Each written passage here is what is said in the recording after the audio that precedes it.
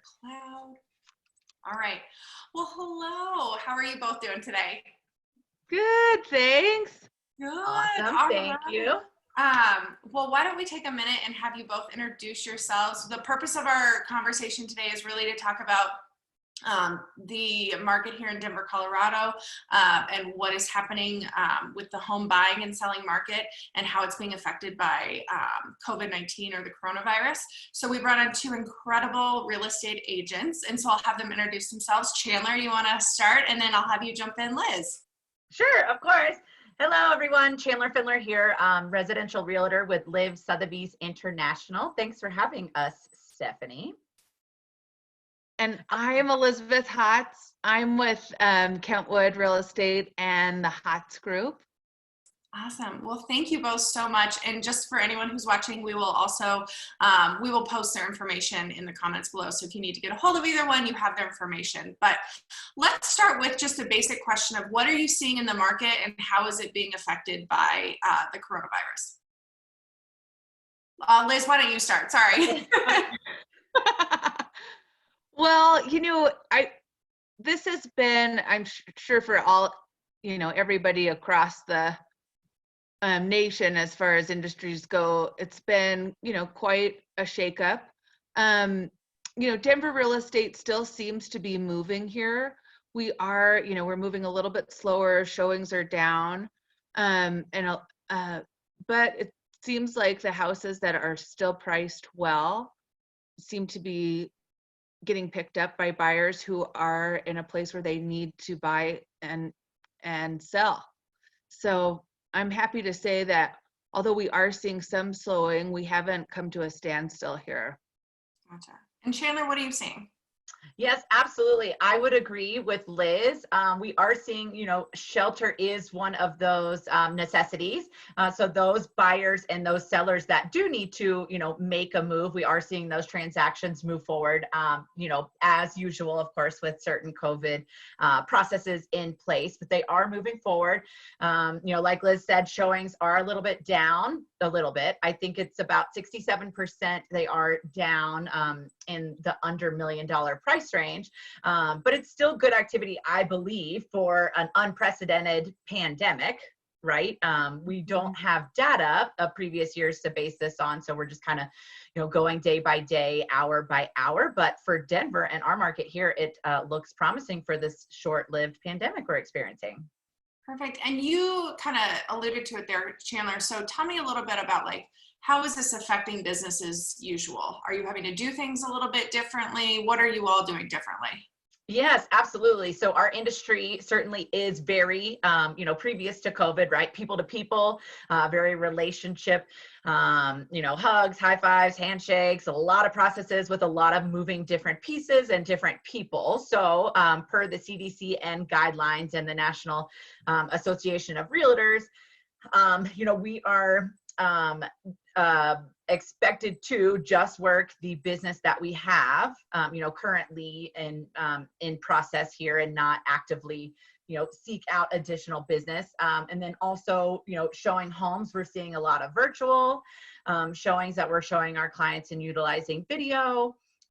Liz, what else have we been seeing? I know, and we really are trying to take the proper precautions when we are having to show houses. And whereas normally, maybe you're taking someone to see 8 places on a Saturday, you're limiting that to maybe, 1 or 2 absolute contenders. And luckily, we've got a lot of tools for filtering through properties online for our clients. And then when we're in with them, making sure that, we're wearing booties and gloves and using hand sanitizer. And really as realtors, we're to make sure that the property is secure. And so, not opening things or touching light switches, that kind of thing. And even though that seems so small, it's really our responsibility to keep everybody safe in our industry. So.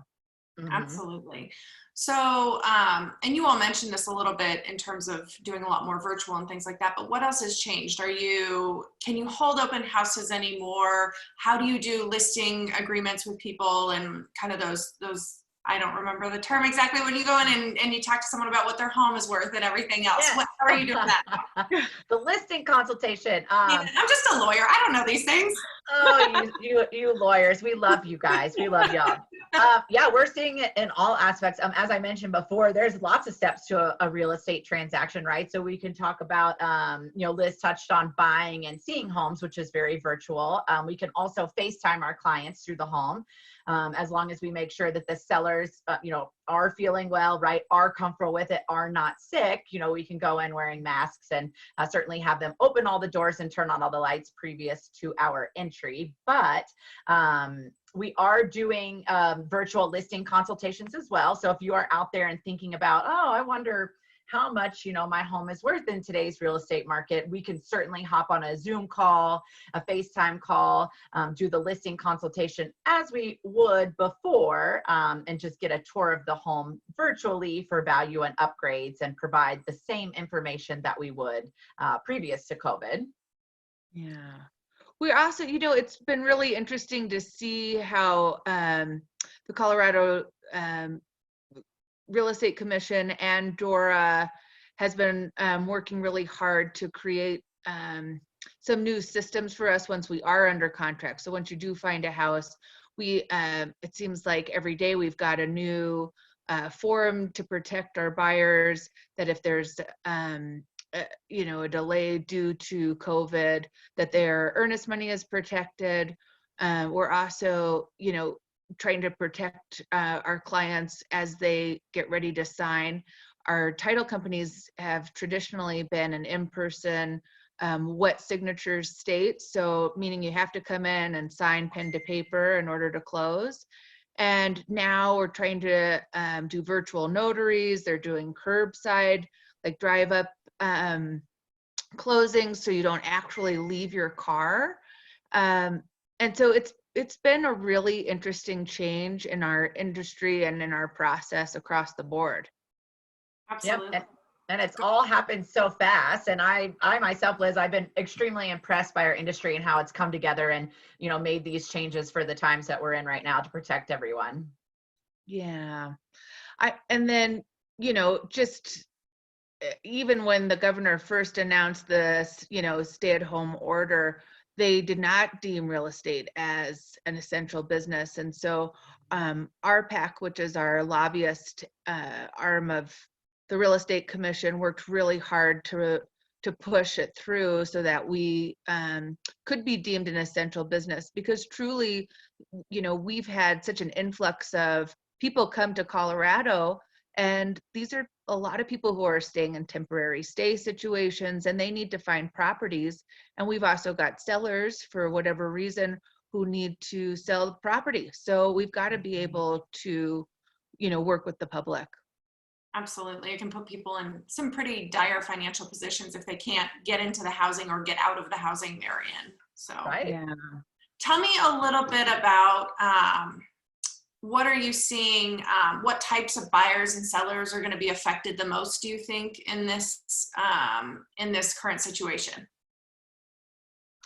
I think primarily, the buyers that we're going to see affected the most are those who were making a stretch financially in order to buy something. I think, and clearly there are many industries that have shut down at this point, and people have lost their jobs. And of course, that takes those buyers out of the market. It's interesting because our lending world is changing really quickly too. And I think lenders and financial backers, financial institutions are just really putting the reins on who they give loans to, and verifying income, verifying assets, and so that's going to push some buyers who were on the brink there. And then jumbo loans, which are typically what fund our upper end loans, they're not as desirable right now. It's harder to get a jumbo loan, and the rates have not been as desirable as they have in the past. And so I think that affects those sellers that are in the over $1 million market. It just gives you a limited pool of buyers who are looking at that product. Gotcha. Yeah, absolutely. I also think, and I think we're protected here in the city and metro area of Denver, but I think a couple of my clients were looking this summer to purchase second homes and second properties in the Rocky Mountains here, right? So investment homes. They live in very nice houses here in Denver. So they were looking to, cash in some stock, right? Borrow against their 401k, things like that. Of course, we know the stock market was a little volatile, still kind of is a little volatile as it is going through the uncertainty of the times right now. So I had some clients, decide not to move forward with their second properties at this time, just because it doesn't make sense to pull, a $100,000, $200,000, $300,000, amount from those accounts right now. Yeah, absolutely. So how do we think that Denver's market compares to other markets? I mean, I know there are different areas across the U.S. that are being more or less affected by this virus, but what are you seeing with Denver compared to other markets? Well, I think I would give that answer. I mean, Denver, right? We have so much to offer. We have the amazing weather. We have the marijuana industry, right? We have technology companies coming here, medical companies coming here. Just the lifestyle in general attracts, hundreds, right? 100,000 people were moving into Denver at the past few years. So I think that is always going to remain stable. For us here to have, a strong housing economy for many years to come. Yeah, just like simple law of supply and demand.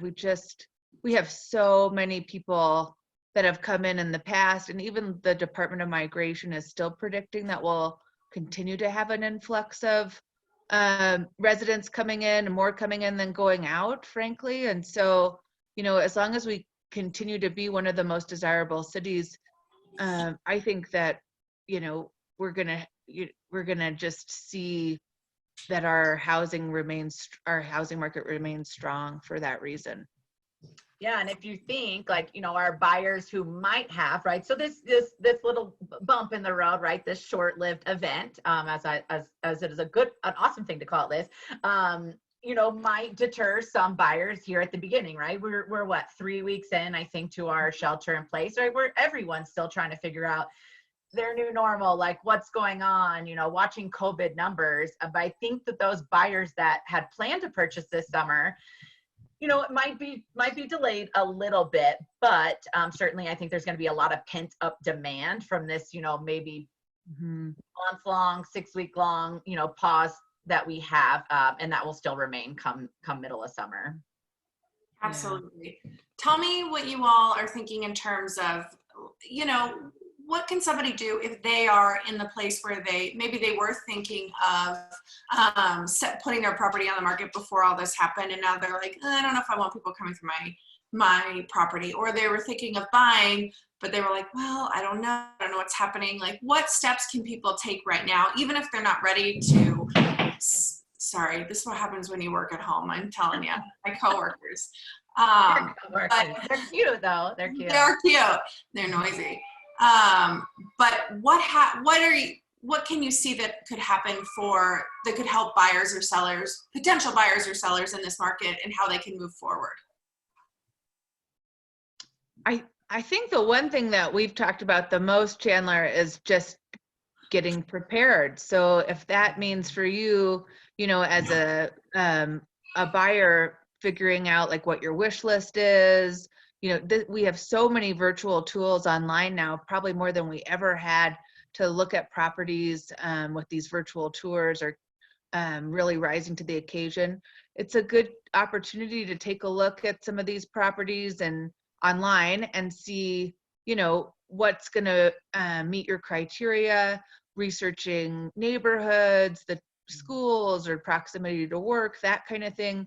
And then also just getting together your credit or whatever sort of financial preparation you need in order to be a qualified buyer when the time comes. And then I think Chandler's done a lot with sellers virtually. Yes, but and I agree with you with the buyers, right? Like I've always urged my buyers, I'm like, walk the neighborhood at different times of day, right? And with our market, inventory going so fast, they might not have had opportunities to do that. So now is a great time as a buyer to capitalize on the full, process and full due diligence process. But yeah, with sellers, if they are interested in selling their home, I do a virtual listing consultation. I go over the action item list as I would do, my normal business. And it just gives, like Liz said, time for those looking to make moves in the real estate market, time to properly prepare. So the houses are going to be showing beautifully in a couple months because of all the honeydew lists that we're creating for all the homeowners out there. I know, and as we all get bored, we can start going through all the closets and the storage room and, all the things that you've been meaning to do, but just haven't gotten around to. Everywhere. It's a breath of fresh air, right? That everyone can take and kind of just, relax for a second and get that 30,000-foot view and perspective of, what do they want to accomplish in purchasing a new home? What do they want to accomplish in selling their home? Where do they want to go? Things like that. And I know for both Chandler and I, it's so easy. We have so much experience in this, and we're getting a lot of, calls from our clients that are like, is it worth it to do the basement now? Or, what's going to be our return if we zoop up the landscaping in the back or fix that fence or whatever. It's so easy for us to, consult over the phone or virtually just to help our clients get ready for that.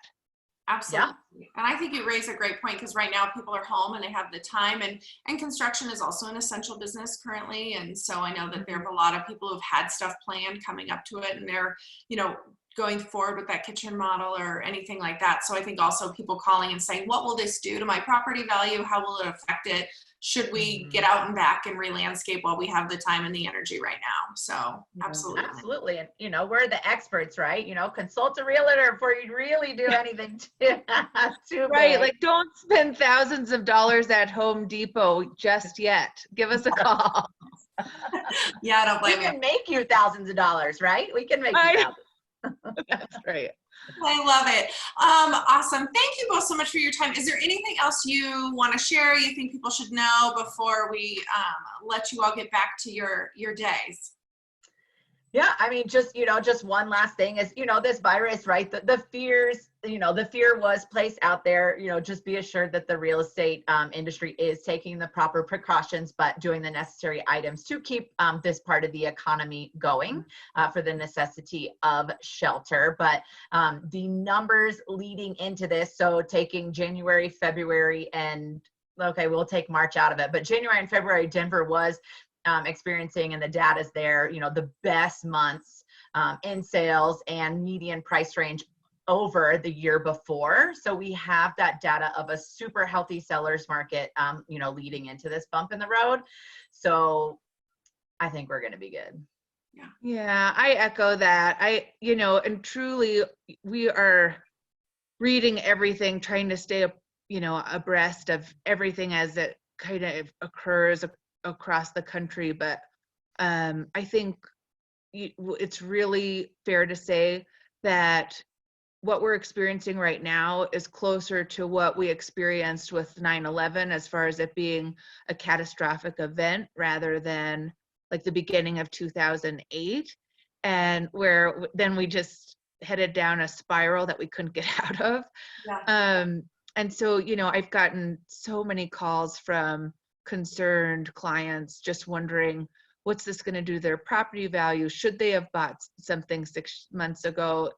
Have they made a mistake, or should they hold off for another year? And what I want to say is, I think we're all hitting the pause button a little bit here, but when it comes back and when it's time to get back in the market, I really think Denver's going to pick up where it left off. We're just fortunate to be in a city that is experiencing such great demand. And so, I want people to rest assured and not to freak out, because it's easy to do that.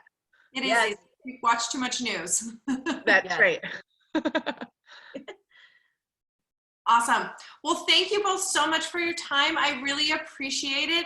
And like I said, we will post both Liz and Chandler's contact information in the comments below. So if you have any questions, or you want to know if you should repair that fence or whatever you want to do, please feel free to reach out to them. So thank you. Yes. No, Thanks, thank you. Stephanie. This is great. Absolutely. We appreciate the opportunity. Absolutely. Yeah.